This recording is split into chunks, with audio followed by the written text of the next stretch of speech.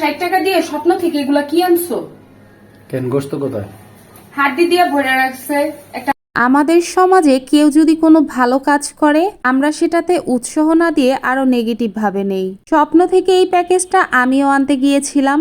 আসসালামু আলাইকুম, হে এভরিওয়ান, আমি বর্ণালী ফ্রম সোয়াজ মম। আমি মনে হয় একমাত্র ব্যক্তি যে কিনা এত দেরি করে ফেলেছি স্বপ্ন থেকে গরুর মাংসের প্যাকেজ আনতে। চারিদিকের এত পজিটিভ নেগেটিভ কথা শুনে ভাবলাম যে আমি নিজেই একটু গিয়ে দেখি। আমার বাসা যেহেতু মিরপুর 11-তে, তো আমি গিয়েছিলাম মিরপুর 10 নম্বরে যেই স্বপ্নের ব্রাঞ্চ, সেখানে গিয়ে দেখতে পেলাম যে বিভিন্ন ধরনের প্যাকেজ দেয়া আছে, গরুর মাংসের, খাসির মাংসের, এমনকি মুরগির মাংসেরও এবং মাছের। তো অবশেষে আমরা কিন্তু গরুর মাংসের এই প্যাকেজটা নিয়ে নিয়েছি। ছোট বড় মিলিয়ে প্রায় 10 পিসের একটা প্যাকেজ এটা।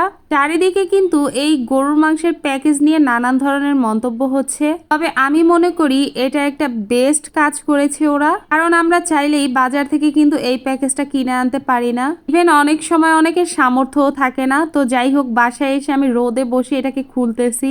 আর যেহেতু আমাদের অনেক বেশি লেট হয়ে গেছে, তাই ভাবলাম যে এখন আর রান্না করব না। এই যে দেখেন, একটা হাড় তেল সহ মাংস ছিল, বাকিটা ছিল একদম সলিড মাংস।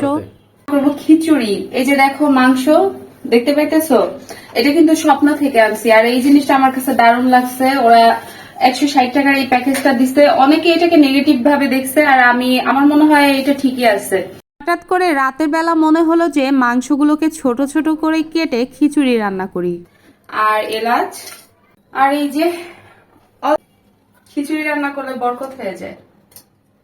এখন যেহেতু অনেক রাত হয়ে গেছে, তো ভাবলাম যে শর্টকাটে রান্নাটা করে নেই। তো মাংসের মধ্যে আমি গরম মশলা আর এদিকে হলুদ গুঁড়ো, মরিচ গুঁড়ো, ধনিয়া গুঁড়ো, আদা রসুন বাটা একে একে সব দিয়ে মাখাই নিব।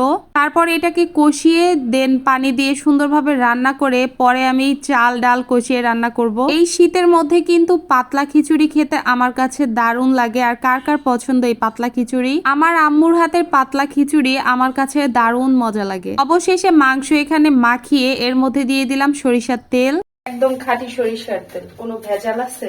ভেজাল নাই। এরপর আবারও মাংসের সাথে ভালোভাবে মিক্স করে নিলাম। এখন এখানে সামান্য এই যে পরিমাণে দিয়ে দিলাম পানি।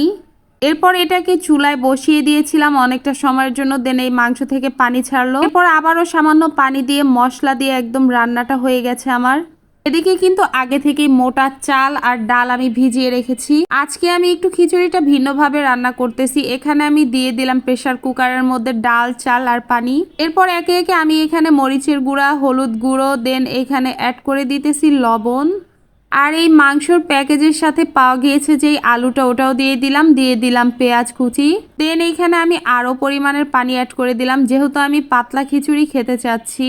দেন এইখানে অ্যাড করে দিলাম তেল, যেহেতু মাংসেও তেল দেয়া আছে। এরপর এই তো কুকারের ঢাকনা দিয়ে একদম দিয়ে দিলাম সিটিতে। আর কতক্ষণ লাগবে খিচুড়িতে?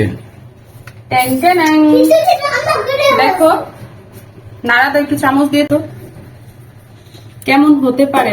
এই খিচুড়িটা দেখতে যেমন সুন্দর, খেতে আলহামদুলিল্লাহ তার থেকে দ্বিগুণ মজা হয়েছে। আর মাংসগুলোকে ছোট ছোট করে কেটে দেওয়ার কারণে মনে হচ্ছে যে ভরপুর মাংস হয়েছে খিচুড়িতে। তাছাড়া এই মাংসগুলো অনেক বেশি ফ্রেশ। আমি ভাবছি আবারও যাব ওনাদের থেকে এই প্যাকেজ আনতে, দেন খিচুড়ি বানিয়ে খাবো আবারও। আর অনেক অনেক ধন্যবাদ স্বপ্নকে এত সুন্দর একটা উদ্যোগ নেয়ার জন্য। অনেক অনেক দোয়া।